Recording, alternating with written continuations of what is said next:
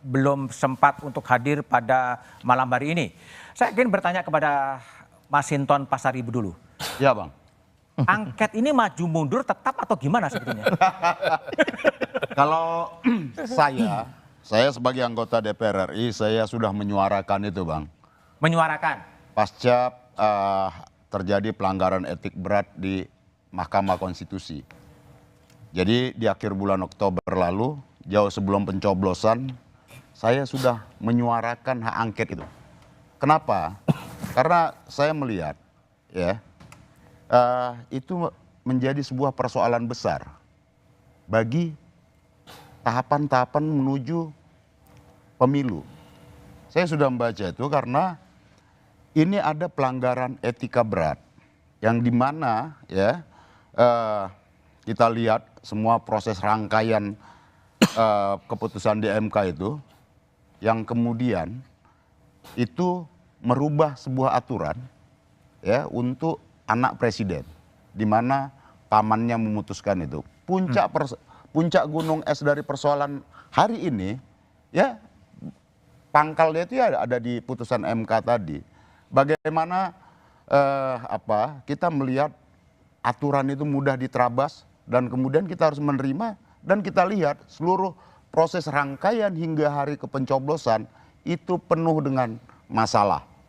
Nah, maka sesungguhnya adalah angket ini bagian dari proses penyelidikan terhadap pelaksanaan undang-undang, terhadap kebijakan pemerintah, dan yang berkaitan dengan hal-hal strategis dan berdampak terhadap bangsa dan negara dan masyarakat luas. Nah, maka sebenarnya kalau kita melihat situasi hari ini, pangkal soalnya itu saya selalu menyatakan itu ketika di MK itu menjadi soal. Maka ketika di akhir Oktober itu, Bang, maka saya menyuarakan itu karena saya merasa ini akan menjadi masalah terus sampai kemudian ke hari pemilihannya. Karena saya melihat proses rangkaian ini, Bang, bagian dari upaya politik pelanggengan kekuasaan tadi. 2021 itu sudah didesain itu untuk 3 periode. Bahkan ada Pak Mr. Ki sebagai penggagas 3 periode itu. Kemudian 2022 itu penundaan pemilu. Bahkan beberapa partai politik sudah mewacanakan penundaan pemilu, menyuarakan itu. Ada PAN, ada Golkar, bahkan juga ada PKB. Nah, kemudian desain pelanggengan ini, ya, ingin menabrak aturan apa tadi, yang saya pandang ini bertentangan dengan substansi dari demokrasi, di mana kita masih baru 25 tahun, Bang. Kita melaksanakan reformasi dan demokrasi ini kemudian dijungkir balikkan kembali, gitu loh. Nah, maka ketika 2023 didesainlah di MK tadi. Dan kemudian ya 2024 kita tahu hasilnya. Jadi saya melihat ini ada persoalan yang sangat mendasar, sangat fundamental dalam proses pelaksanaan demokrasi kita. Bahwa demokrasi ini bukan sekedar ajang angka-angka, gitu loh, Pak. Tapi dari proses demokrasi pemilu ini juga kita harapkan dia mampu melahirkan kepemimpinan yang legitimate, bisa diterima oleh seluruh masyarakat. Nah, kalau hari ini kita melihat dia menyisakan berbagai persoalan yang pangkalnya, pangkal persoalannya tadi adalah di MK, di mana saya menyuarakan hak angket pada saat itu. Terlepas dengan berbagai perdebatan pada saat itu, layak enggak institusi MK diangket apa segala macam. Tapi lepas dari itu saya melihat ada substansi, fundament yang mendasar tentang demokrasi kita yang ini akan bermasalah ke depan. Pokoknya angket jalan lah ya. Ya harusnya jalan, sebagai jalan politik. Untuk menemukan keadilan dan demokrasi. Baik. Bung Yandri, PAN gimana menanggapi Bung Mas Hinton? Iya, kalau Bang Mas Hinton biasa begitu kan. Biasa begitu. Yang nggak biasa apanya kemudian? Saya kira gini, Mas Budiman, kan pemilu itu tahapannya semuanya ikut ya. Semua partai ikut, kemudian masyarakat juga ikut terlibat, dan alhamdulillah tanggal 14 Februari itu lancar. Kalau kita mau lihat, proses itu memang sungguh luar biasa serangan kepada 02 itu. ya baik dari 01 maupun 03. Kompak ya? Oh kompak mereka menyerang kita kan. Bahkan kayak Anies itu nilai Pak Prabowo itu 11 dari 100 ya kan. Ganjar 5 dan Pak Prabowo bilang ya udah kalau nggak suka kami jangan dipilih, biar rakyat yang menentukan. Nah sekarang rakyat kan sudah menentukan. Tanggal 14 Februari sangat damai, sangat adem, ya kan. Dan kalau juga survei salah satu lembaga survei terkemuka baru-baru ini, masyarakat puas kok, di atas 84% puas dengan pemilu. Nah oleh karena itu, kalaupun ada kecurangan, ya jangan juga kecurangan itu seolah-olah dituding kepada kami gitu loh. Ya mungkin juga 01, 02 atau YPL juga ada kecurangan kan. Nah maka kalaupun ada kecurangan, saya kira kanal-kanal demokrasi kita ini sudah ada. Kalau dalam proses ada pelanggaran, ada Bawaslu, ada Kumdu, ya kan. Kalau nanti ada selisih persoalan hasil, MK. Itu kan ada MK. Nah oleh karena itu kalaupun nanti pun masih perlu ada evaluasi, di DPR itu Mas Budiman ada komisi-komisi. Kalau misalnya masalah KPU Bawaslu ada komisi 2. Kalau dengan Kemendagri masalah pejabat daerah ada komisi 2 juga. Kalau masalah TNI tidak netral ada komisi 1.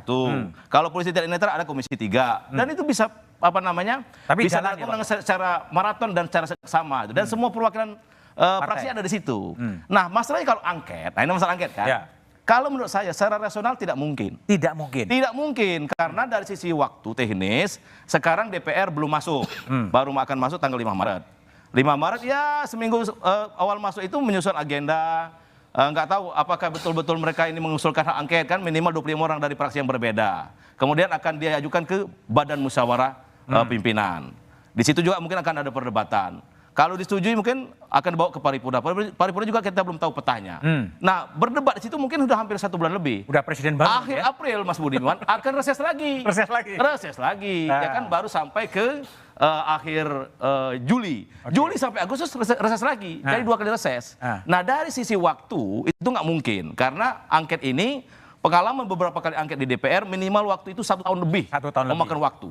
Ya walaupun kadang-kadang ujung juga nggak jelas itu juntrungnya apa rekomendasinya kan ribut aja itu. Pokoknya ribut dulu lah ya. Boleh ribut aja. Nah oleh karena itu menurut saya nih dari sisa waktu periode sekarang akan berakhir tanggal 1 Oktober 2024 sudah nggak mungkin dan carry over atau pelimpahan wewenang atau pelimpahan pekerjaan dari periode sekarang ke periode berikutnya nggak ada. Mungkin. Semua rancangan undang-undang juga begitu. Maka akan ada selalu prolegnas dan lain sebagainya itu setiap awal periode. Maka menurut saya ya menurut saya angket itu gimmick aja. Gimmick, oke. Romi, gimmick dan nggak mungkin dari sisi momentum. Anda masih setia di jalur angket atau udah mau pindah? Politik kan memang gimmick.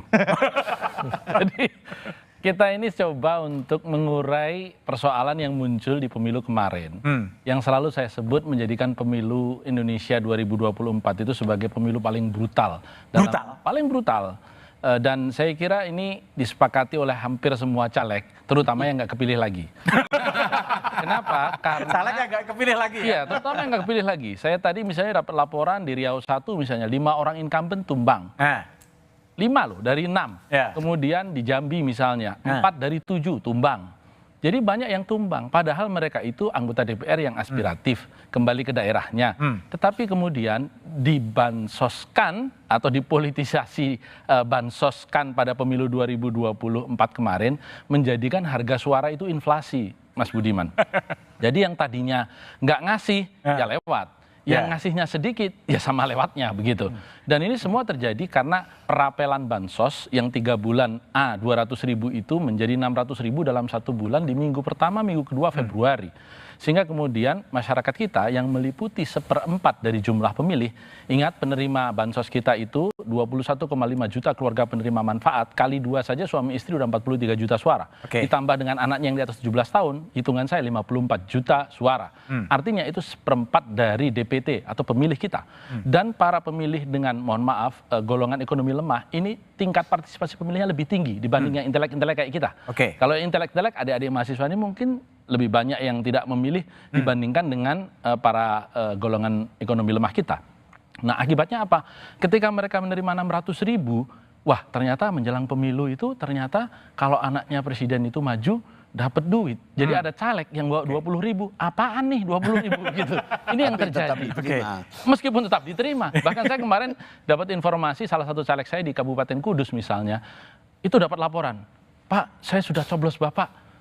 saya dikasih sama Bapak, saya coblos. Saya dikasih dari partai A, saya coblos. Saya dari partai B, saya coblos. Jadi 4 nih Pak, tanggung jawab ini fotonya Pak. Gitu. Jadi ini yang terjadi. Sehingga menjadikan pemilu kita, pemilu paling brutal. Dan dalam semalam, demokrasi kita berubah menjadi demokrasi berbayar dengan biaya tertinggi di dunia. Dan demokrasi berbayar terbesar di dunia. Ini yang harus kita luruskan dengan angket. Sehingga kalau kemudian ada yang menyatakan bahwa ini narasi yang disampaikan orang-orang kalah, bukan. Ini mencoba untuk mewaraskan kembali demokrasi kita agar tidak direplikasi di pilkada yang sudah menganga di depan kita 27 November. Kembali. 271 pilkada, kabupaten, kota, dan provinsi. Jangan sampai ini kemudian menguap begitu saja dugaan-dugaan kecurangan ini yang fenomenanya muncul di berbagai media sosial. Kita ungkap kalau memang betul ada kepala desa. Ini temuan Bawaslu, 19 temuan Bawaslu, salah satunya adalah intimidasi kepada pemilih, dan yang kedua adalah intimidasi kepada penyelenggara negara. Ini kita panggil. Bawaslu pun kita panggil, di mana ada temukan itu? Karena kan ribuan TPS yang disampaikan oleh Bawaslu. Apakah itu mengubah hasil pemilu? Nanti. Yang penting kecurangan ini harus kita ungkap. Kecurangan ini bukan soal kuantitas, tetapi soal kualitas. Dan kita wajib menjaga kualitas demokrasi kita sampai kapanpun selama kita memilih demokrasi ini. Kang Aceh, upaya angket ini adalah mewaraskan ya, sebenarnya agar tidak diduplikasi ke pilkada atau ke pileg-pileg berikutnya, gimana? Iya, kalau sikap kami jelas bahwa kami menolak terhadap angket tersebut. Karena apa? Karena menang? Ya, karena kita percaya kepada mekanisme yang berlaku di dalam undang-undang yang telah diatur kita bersama di DPR. Undang-undang pemilu itu kan dibuat oleh DPR.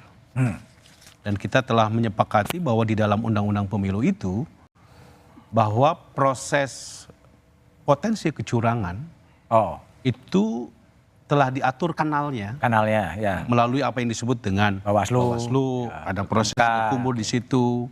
Kemudian kalau orang tidak percaya terhadap penyelenggara pemilu ada DKPP, ya kan? Lalu hasil pemilu jika memang dari segi hitungan terduga ada potensi kecurangan tentu bisa di Mahkamah Konstitusi. Itu yang selama ini kita sudah 4 kali dan ini yang kelima kali kita melaksanakan pemilu presiden secara langsung. Jadi secara politik maupun secara kelembagaan, aturan-aturan itu sesungguhnya telah kita sepakati bersama. Tinggal apakah kita percaya tidak terhadap aturan yang kita buat sendiri. Ini kan soal konsistensi kita terhadap satu mekanisme yang telah kita atur sendiri gitu. Pertama itu. Yang kedua, tadi Pak Yandri telah menyampaikan kepada kita. Kita ini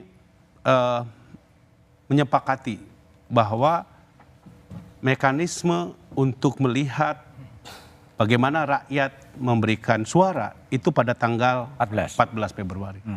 Itulah ultimate goal dari semua proses demokrasi tersebut. Dan hasilnya, walaupun kita menunggu secara resmi hasil dari KPU, tetapi saya kira siapapun tidak bisa membantah bahwa hasil quick count atau hitung cepat akan real count sekarang. Real count sekarang akan terjadi seperti itu. Nah, karena itu maka kita harusnya ya, kalau memang menemukan kecurangan-kecurangan tersebut, ya sebaiknya buktikan. Ya, saya setuju tadi dengan Pak Yandri. Kalau tadi misalnya soal bansos, ya, soal bansos, kita bisa selesaikan dalam mekanisme di DPR. Kita di Komisi 8 bisa mempersoalkan. Sekarang belum. Karena masa sidangnya masih belum. Kalau masa sidangnya memang sudah dimungkinkan untuk dilakukan pendalaman, apakah betul atau tidak, itu dipolitisasi karena terus terang saja kaitannya dengan bansos itu kan ada di Komisi 8 misalnya. Ya.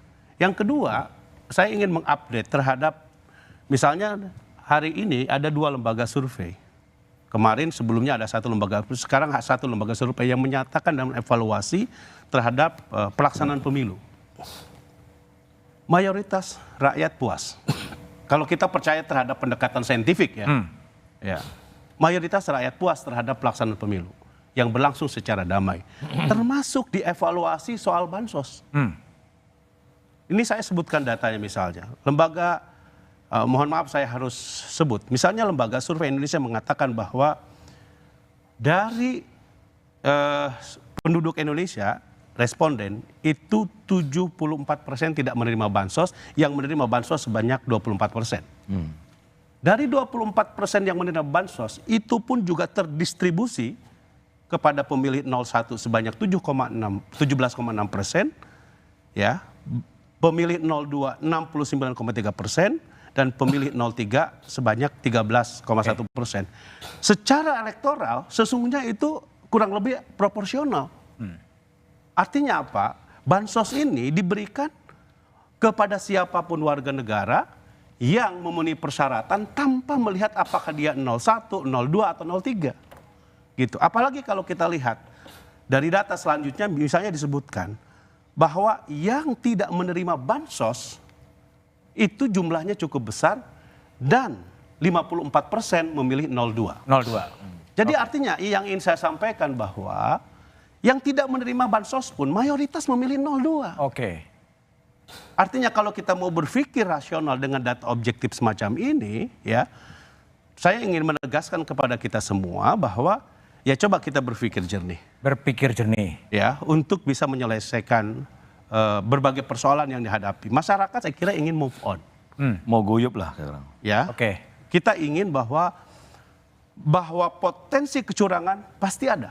Dan itu bisa terjadi bukan hanya pada 02, Siapapun. 01, 03. Kenapa? Beberapa kali saya sampaikan di dalam forum ini.